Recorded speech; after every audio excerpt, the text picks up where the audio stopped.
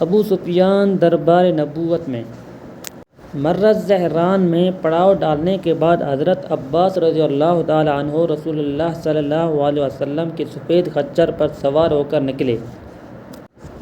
ان کا مقصد یہ تھا کہ کوئی لکڑہارا یا کوئی بھی آدمی مل جائے تو اس سے قریش کے پاس خبر بھیج دیں تاکہ وہ مکے میں رسول اللہ صلی اللہ علیہ وسلم کے داخل ہونے سے پہلے آپ صلی اللہ علیہ وسلم کے پاس حاضر ہو کر امان طلب کر لیں۔ ادھر اللہ تعالیٰ نے قریش پر ساری خبروں کی رسائی روک دی تھی، اس لیے انہیں حالات کا کچھ علم نہ تھا، البتہ وہ خوف اور اندیشے سے دوچار تھے، اور ابو سفیان باہر جا کر خبروں کا پتہ لگاتا رہتا تھا۔ چنانچہ اس وقت بھی وہ اور حکیم بن حزام اور بدیل بن ورقہ خبروں کا پتہ لگانے کی غرض سے نکلے ہوئے تھے۔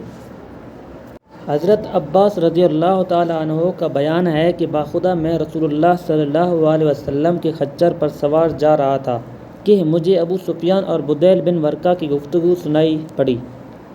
وہ باہم رو ادا کر رہے تھے۔ ابو سفیان کہہ رہا تھا کہ خدا کی قسم میں نے آج رات جیسی آگ اور ایسا لشکر تو کبھی دیکھا ہی نہیں، اور جواب میں بدیل کہہ رہا تھا یہ خدا کی قسم بنو خزاعہ ہیں، جنگ نے انہیں جھیل کر رکھ دیا ہے۔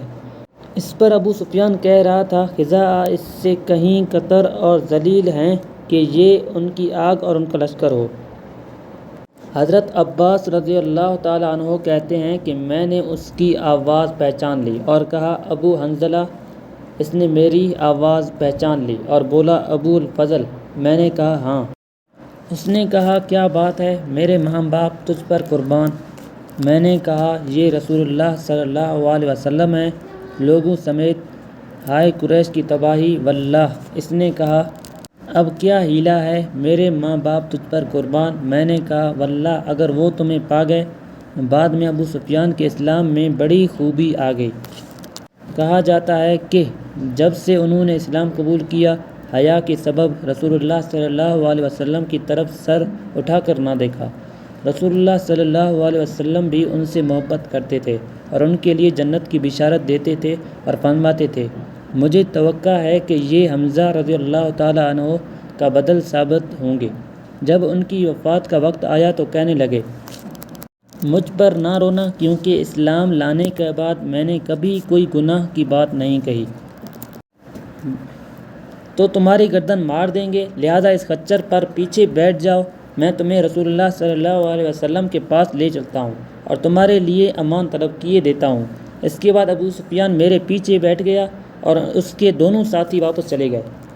حضرت عباس رضی اللہ تعالیٰ عنہ کہتے ہیں کہ میں ابو سفیان کو لے کر چلا، جب کسی علاؤ کے پاس سے گزرتا تو لوگ کہتے کون ہے، مگر جب دیکھتے کہ رسول اللہ صلی اللہ علیہ وسلم کا خچر ہے اور میں اس پر سوار ہوں تو کہتے کہ رسول اللہ صلی اللہ علیہ وسلم کے چچا ہیں اور آپ صلی اللہ علیہ وسلم کے خچر پر ہیں۔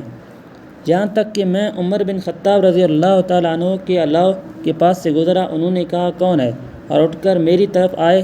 جب پیچھے ابو سفیان کو دیکھا تو کہنے لگے ابو سفیان اللہ کا دشمن ہے، اللہ کی حمد ہے کہ اس نے بغیر عہد و پیمان کے تجھے ہمارے قابو میں کر دیا۔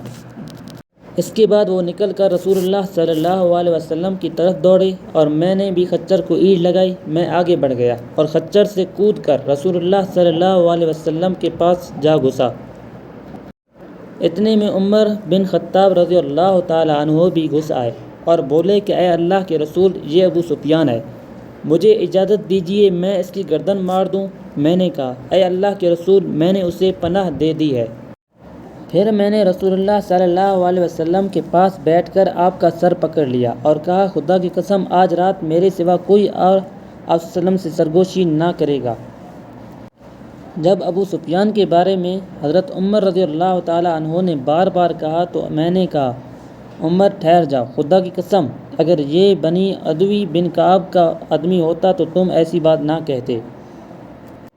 عمر رضی اللہ تعالیٰ عنہ نے کہا عباس ٹھہر جاؤ، خدا کی قسم تمہارا اسلام لانا میرے نزدیک خطاب کے اسلام لانے سے اگر وہ اسلام لاتے زیادہ پسندیدہ ہے، اور اس کی وجہ سے میرے لیے صرف یہ ہے کہ رسول اللہ صلی اللہ علیہ وسلم کے نزدیک تمہارا اسلام لانا خطاب کے اسلام لانے سے زیادہ پسندیدہ ہے۔ رسول اللہ صلی اللہ علیہ وسلم نے فرمایا عباس اسے یعنی ابو سفیان کو اپنے ڈیرے میں لے جاؤ، صبح میرے پاس لے آنا۔ اس حکم کے مطابق میں اسے ڈیرے میں لے گیا اور صبح خدمت نبی صلی اللہ علیہ وسلم میں حاضر کیا۔ آپ صلی اللہ علیہ وسلم نے اسے دیکھ کر فرمایا، ابو سفیان تم پر افسوس، کیا اب بھی تمہارے لیے وقت نہیں آیا کہ تم یہ جان سکو کہ اللہ کے سوا کوئی الہ نہیں؟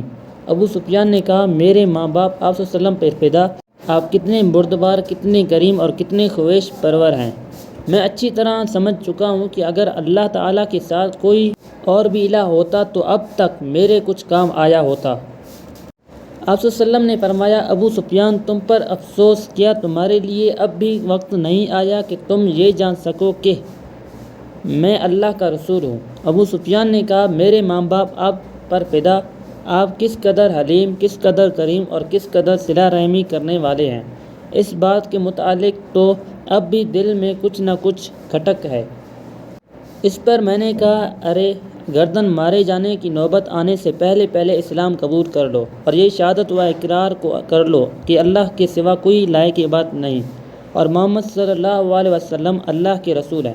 اس پر ابو سفیان نے اسلام قبول کر لیا اور حق کی شہادت دی۔ میں نے کہا، اے اللہ کے رسول، ابو سفیان اعزاز پسند ہے، لہذا اسے کوئی اعزاز دے دیجیے۔ آپ صلی اللہ علیہ وسلم نے فرمایا، ٹھیک ہے، جو ابو سفیان کے گھر میں گھس جائے اسے امان ہے، اور جو اپنا دروازہ اندر سے بند کر لے اسے امان ہے، اور جو مسجد حرام میں داخل ہو جائے اسے امان ہے۔